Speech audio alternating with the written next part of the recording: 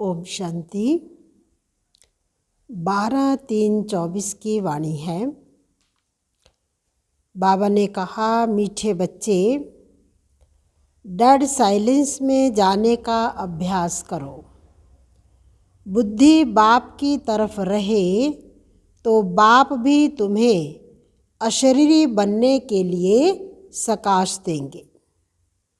प्रश्न है, तुम बच्चों को जब ज्ञान का तीसरा नेत्र मिलता है तो कौन सा साक्षात्कार हो जाता है? उत्तर है, सतयुग आदि से लेकर कलयुग अंत तक हम कैसे कैसे पाठ बजाते हैं, यह सारा साक्षात्कार हो जाता है। तुम सारे विश्व को आदि से अंत तक जानते हो कि इसको ही साक्षात्कार कहा जाता है।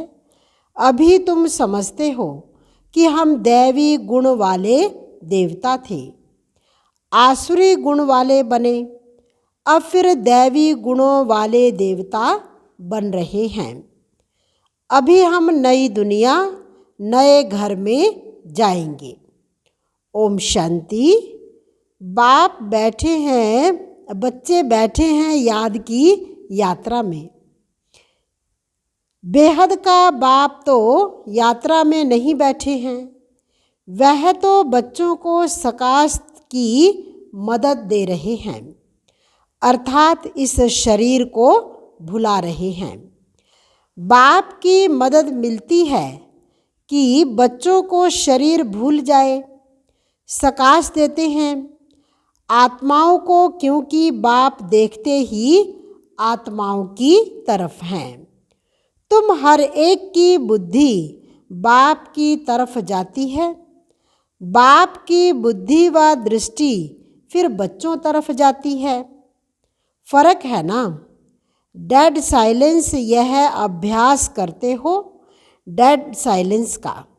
शरीर को छोड़ अलग होना चाहते हो। आत्मा समझती है कि जितना याद करते रहेंगे उतना इस शरीर से निकल जाएंगे। जैसे सर्प का मिसाल देते हैं, जो मिसाल देते हैं उसमें जरूर कुछ खूबी होती है। तुम जानते हो हम शरीर छोड़ वापिस चले जाएंगे और फिर आएंगे। यह बातें और कोई नहीं जानते, यह ड्रामा को कोई भी जानते नहीं हैं। कोई भी ऐसी गारंटी नहीं देते कि इस याद से तुम्हारे विकर्म विनाश होंगे। ऐसी बात कोई भी सुनाते नहीं हैं। तुम बच्चे जानते हो हमारी अब वापसी जर्नी है। आत्मा का बुद्धि योग उस तरफ है। अब नाटक पूरा हुआ, अब घर जाना है। बाप को ही याद करना है, वही पतित पावन है। गंगा के पानी को तो लिबरेटर और गाइड नहीं कहेंगे, एक बाप ही लिबरेटर और गाइड हो सकता है। यह भी बड़ी समझने और समझाने की बातें हैं। वह तो है ही भक्ति, उनसे कोई कल्याण नहीं हो सकता। बच्चे जानते हैं पानी तो स्नान के लिए है, पानी कभी पावन नहीं बना सकता। ऐसे भी नहीं भावना का भाड़ा मिल सकता है। भक्ति मार्ग में उनका महत्व रख दिया है। इन सब बातों को कहा जाता है अंधश्रद्धा। ऐसी श्रद्धा रखते रखते मनुष्यों को टाइटल मिल जाते हैं, अंधे की औलाद अंधे। भगवानों वाच है ना, अंधे और सज्जे कौन हैं यह भी तुम जानते हो। अभी सारे सृष्टि के आदि मध्य अंत को बाप द्वारा जाना है। तुम बाप को जान गए हो, इसलिए सृष्टि के आदि मध्य अंत और ड्यूरेशन को जान गए हो। एक एक बात पर विचार सागर मंथन कर अपना आपे ही फैसला करना होता है। भक्ति और ज्ञान का कंट्रास्ट है। ज्ञान बिल्कुल ही न्यारी चीज है। यह नॉलेज नामी ग्रामी है। राजयोग की पढ़ाई है ना। बच्चों को यह भी मालूम पड़ा है देवताएं संपूर्ण निर्विकारी थे। रचता बाप ही बैठ अपना परिचय देते हैं। वह है परम आत्मा। परम आत्मा को ही परमात्मा कहते हैं। अंग्रेजी में सुप्रीम सोल कहा जाता है। सुप्रीम सोल, सोल अर्थात आत्मा। बाप की आत्मा कोई बड़ी होती नहीं है। बाप की आत्मा भी ऐसे ही है जैसे तुम बच्चों की है। ऐसे नहीं बच्चे छोटे बाप बड़ा है। नहीं, वह सुप्रीम नॉलेजफुल बाप बहुत प्यार से बच्चों को समझाते हैं।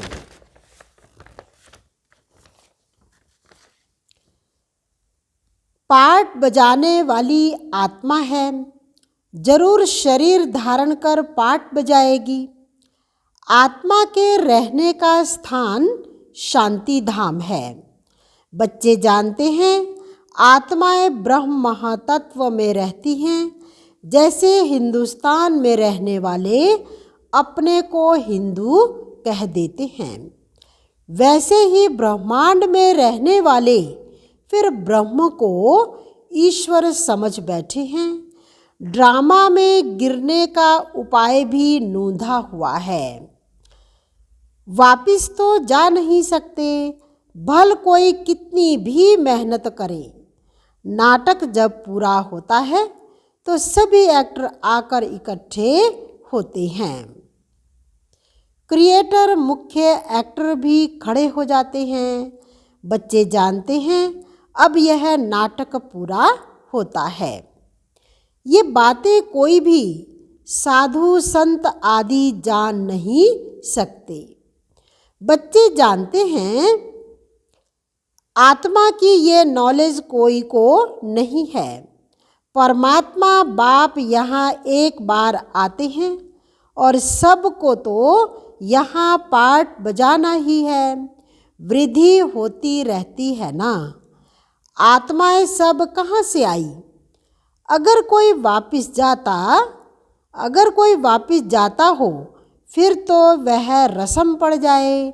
एक आए दूसरा जाए, फिर उसमें पुनर्जन्म कहा नहीं जाए।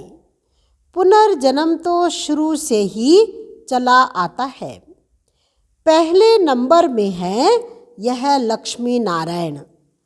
बाप ने समझाया है पुनर्जन्म लेते लेते पिछाड़ी में जब आ जाते हैं तो फिर पहले नंबर में जाना पड़ता है।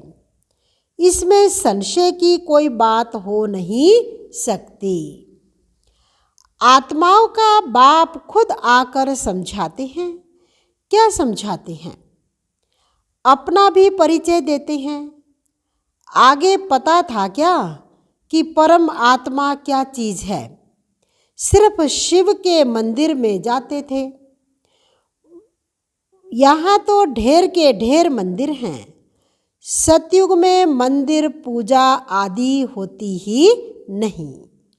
वहाँ तुम पूज्य देवी देवता बनते हो, फिर आधा कल्प के बाद पुजारी बनते हो तो उनको फिर देवी देवता नहीं कहेंगे।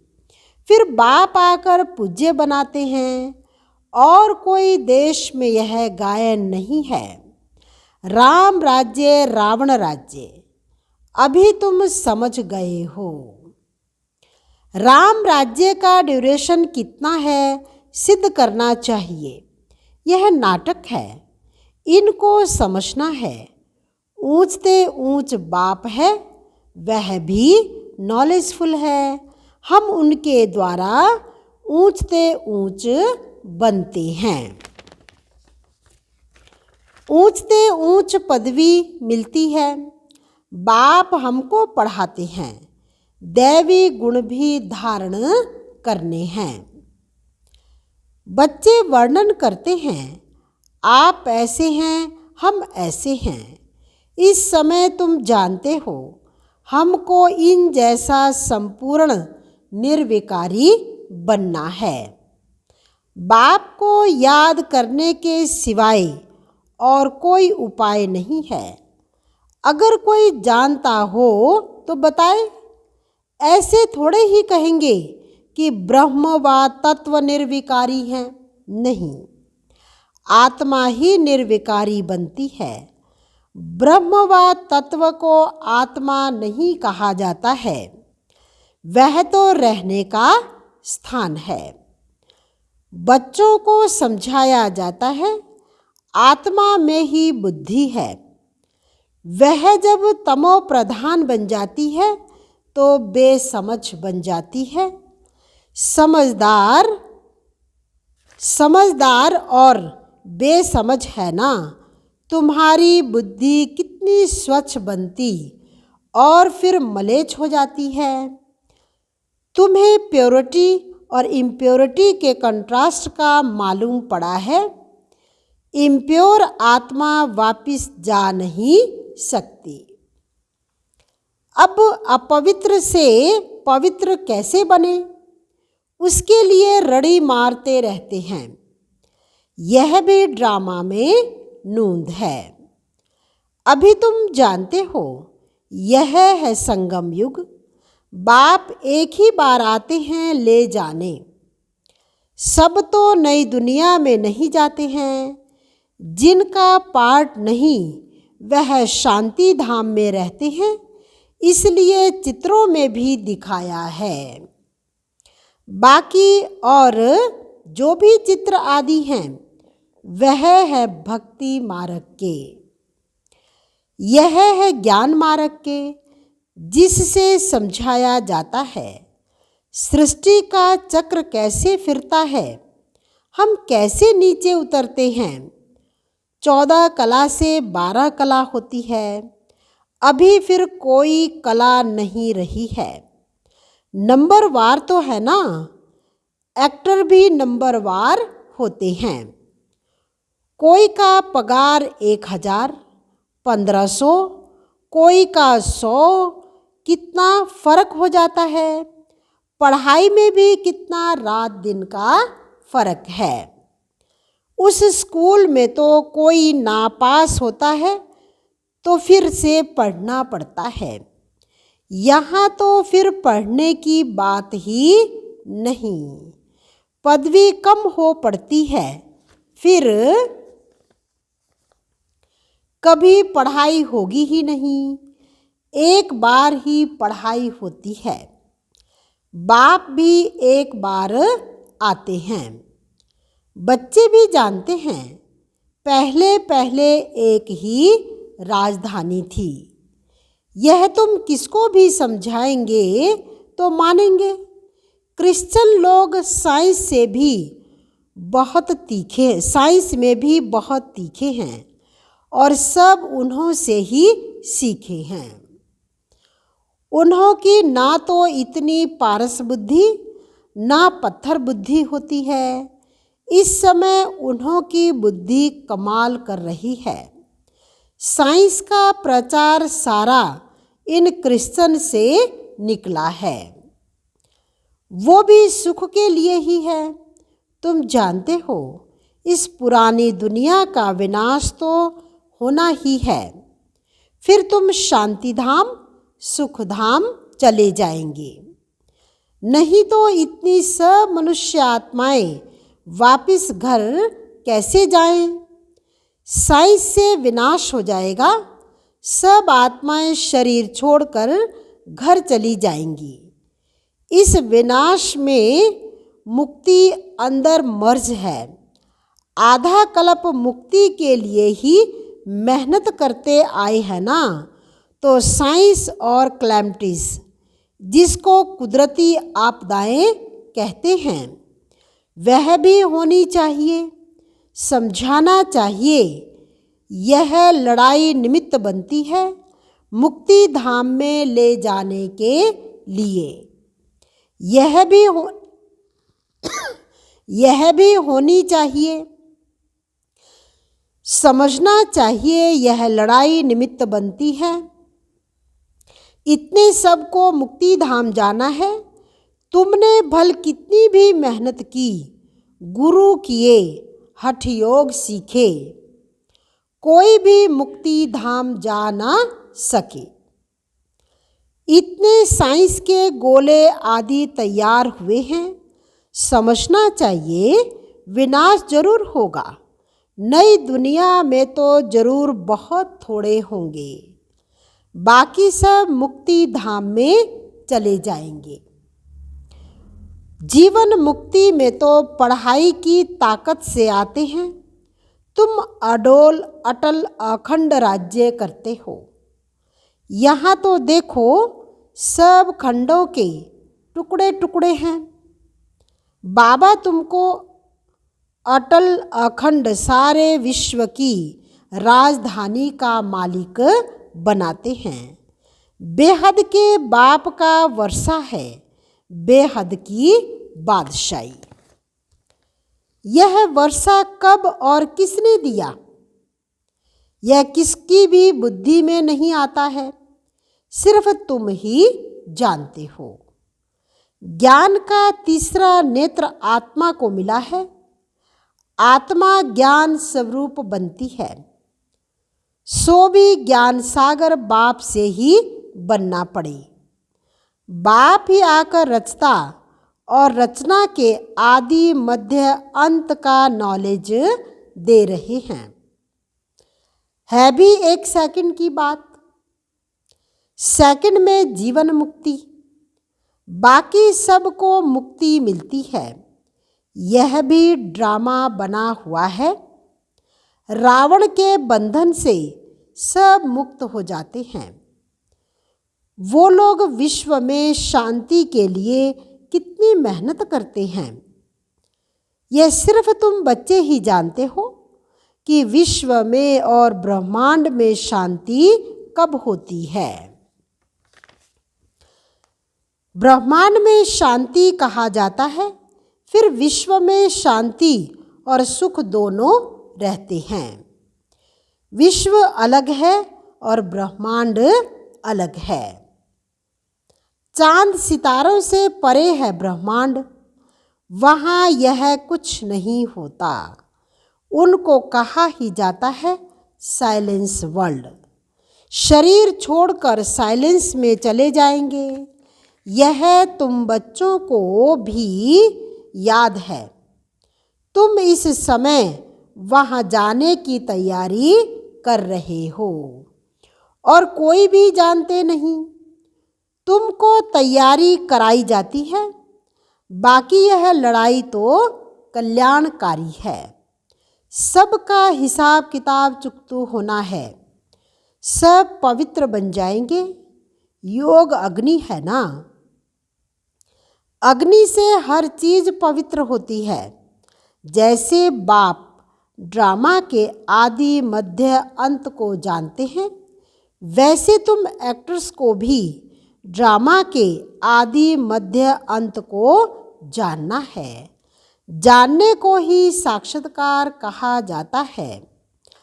अभी तुम्हारा ज्ञान का तीसरा नेत्र खुला है। बरोबर हम सारे विश्व को सतयुग आदि से कलयुग अंत तक पूरा जान चुके हैं। दूसरा कोई भी मनुष्य मात्र नहीं जानते। तुम समझते हो हम जो दैवी गुणों वाले थे वही फिर आसुरी गुणों वाले बने हैं। फिर बाप आकर दैवी गुणों वाला बनाते हैं। बाप आते ही हैं पतितों को पावन बनाने। दुनिया में और कोई को यह पता नहीं है कि यह देवी देवता घराने वाले ही पूरे 84 जन्म लेते हैं। पावन भी तो पतित भी बनते हैं। यह किसकी बुद्धि में नहीं है।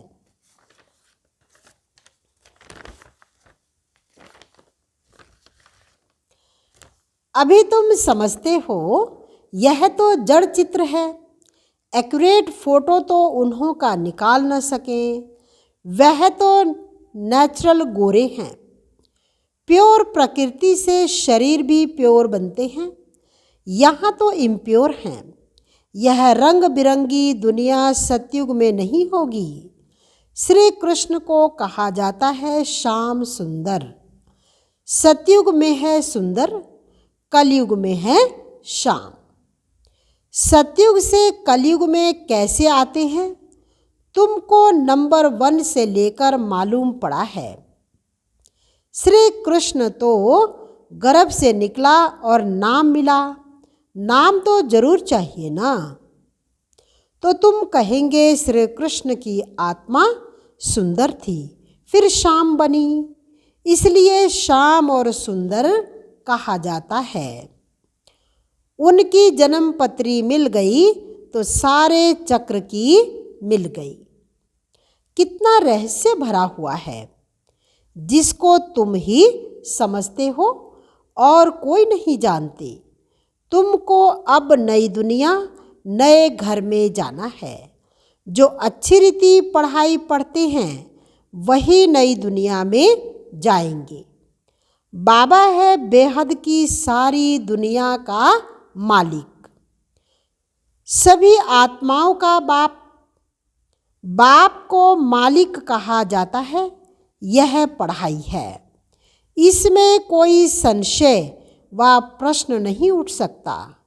इसमें शास्त्रवाद करने की दरकार नहीं। एक टीचर सबसे ऊंचा वह बैठ पढ़ाते हैं, वही सत्य है। सत्यनारायण की सच्ची कथा शिक्षा के रूप में सुनाते हैं। अच्छा, मीठे मीठे सिकिलधे बच्चों प्रति माता पिता बाप दादा का याद प्यार और गुड मॉर्निंग। रूहानी बाप की रूहानी बच्चों को नमस्ते। रूहानी बच्चों की रूहानी बाप दादा को दिलवा जान सिकवा प्रेम से नमस्ते। ओम शांति। धारणा के लिए मुख्य सार है। पहला है अपने सब हिसाब किताब चुकतू कर साइलेंस वर्ल्ड में जाने की तैयारी करनी है। याद के बल से आत्मा को संपूर्ण पावन बनाना है। दूसरा है ज्ञान सागर के ज्ञान को स्वरूप में लाना है। विचार सागर मंथन कर अपना फैसला आपे ही करना है। जीवन मुक्ति में श्रेष्ठ पदवी प्राप्त करने के लिए दैवी गुण धारण करने हैं। वरदान है बाप के साथ रहते रहते उनके समान बनने वाले सर्व आकर्षणों के प्रभाव से मुक्त भव। जहाँ बाप की याद है अर्थात बाप का साथ है, वहाँ बॉडी कॉन्शियस की उत्पत्ति हो नहीं सकती। बाप के साथ व पास रहने वाले दुनिया के विकारी वाइब्रेशंस व आकर्षण के प्रभाव से दूर हो जाते हैं। ऐसे साथ रहने वाले साथ रहते रहते बाप समान बन जाते हैं। जैसे बाप ऊंचे ते ऊंचा है, ऐसे बच्चों की स्थिति भी ऊंची बन जाती है। नीचे की कोई भी बातें उन पर अपना प्रभाव नहीं डाल सकते। स्लोगन है मन और बुद्धि कंट्रोल में हो तो अशरीरी बनना सहज हो जाएगा। ओम शांति।